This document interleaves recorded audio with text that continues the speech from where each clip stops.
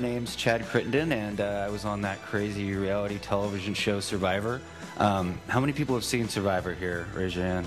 Yeah, okay, cool. Almost everyone's seen it at least once. And I wanted to talk to these guys about teamwork. Now, I was dressed from the waist down similar to this. I had these kind of zippy pants on, these kind of nerd dad pants that are convertible, they call them.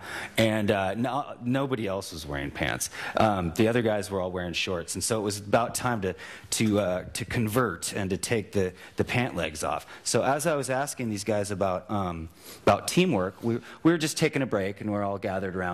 I asked them if there was anybody in our particular tribe that had fallen behind, that had lagged behind the others. And we all looked around and kind of said, no, everyone's been doing their share. And that's when I revealed that under these convertible pant legs that I have this crazy looking titanium and carbon fiber prosthetic. For those of you in the back, that's what it looks like.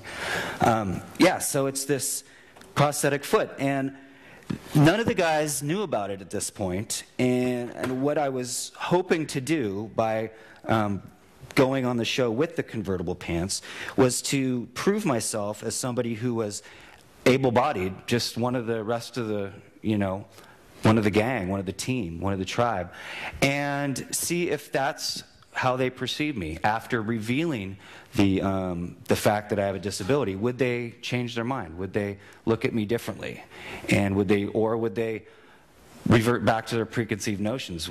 Just because I was able to do all this stuff and they were able to see it physically and I was able to get down and not fall and heft all this heavy stuff, that might not be enough for them. They may, like I say, revert back to those preconceived notions. So it was almost like a little social experiment that I was hoping to conduct with the producers, and it went off really well.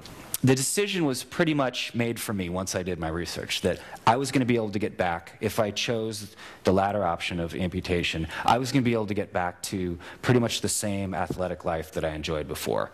And soccer was a different story. I knew that that was one of the things that would come in time, but at least in the short term, I would be able to do so many of the things, including, triathlon and running and snowboarding and mountain biking, all these things that I loved.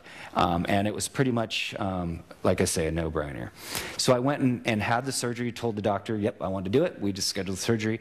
And it wasn't easy. It was tough. But the hardest part about it was being cooped up and getting sort of cabin fever after being home for days and weeks on end. I didn't really know. I just said, well, I don't know. I just thought positively, and it was just something that hadn't really occurred to me. But I got that question a lot after being on Survivor, and I kind of went back and tried to analyze really what it was. And I really don't know exactly what it was, other than the fact that I did stay positive. And that's really what it boils down to, is during that time of my life, there was some negative obstacles in my way, and I really just felt that I was going to overcome them. It didn't occur to me that I was going to die. Like when I checked out that mortality rate site, I didn't think about that. All I thought about was getting on and getting through this and getting to the point where I was going to be able to get back to my athletic abilities and play soccer again. So really, it just came down to optimism, and that's this next conceptual tool I want to get across to you guys. Is just the idea of just optimism, and that's the foundation, really, for what has helped me more than anything else through this ordeal and overcoming obstacles, and really just achieving what I wanted to achieve to this day. It's just knowing that you can do it and not having any doubts about it. So optimism is this next concept I want to get across. It's helped me more than anything else. After Survivor, we had all these amazing opportunities that were happening, and I was given the opportunity to race with the Challenge Athletes Foundation, do triathlon. I was racing with Adaptive Action Sports, doing snowboarding, and I continued a little bit of soccer here and there, but I wasn't feeling quite confident to the point where I could play competitively. That was going to come a little bit later. But it was just so cool to see all these opportunities in front of you. And one of the things I want to get across at this sort of point in my life was this idea of risk. And so there were all these opportunities that were sort of presenting themselves to me, but I had to kind of take the risk and step through the threshold and take advantage of those opportunities and step through those doors. And one of the things that sort of defines that moment in my life at that point is a quote from one of my favorite artists, Bob Marley. And he says that in one of his songs, Coming In From the Cold, he says, when one door's closed, others are open. And that's really the way I look at my life at that point, was that after all this diagnosis of cancer and having my foot amputated and feeling like I wasn't going to be able to do a whole heck of a lot, and then realizing that I could, and then doing the triathlon and eventually getting onto Survivor, this negative thing, this door had closed, whatever it was, of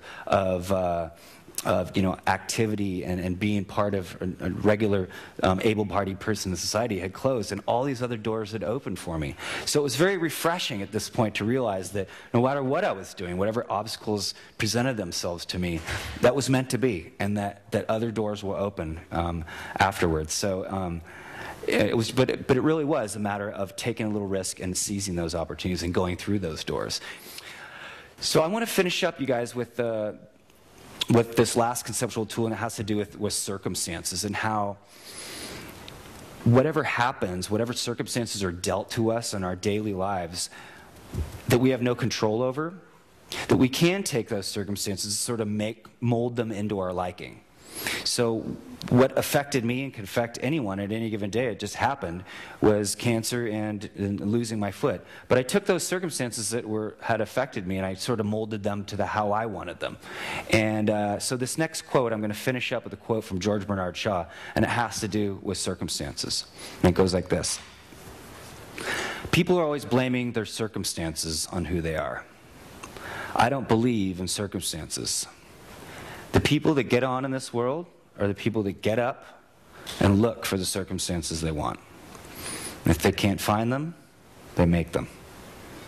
Thanks a lot, you guys, for coming and listening to this story.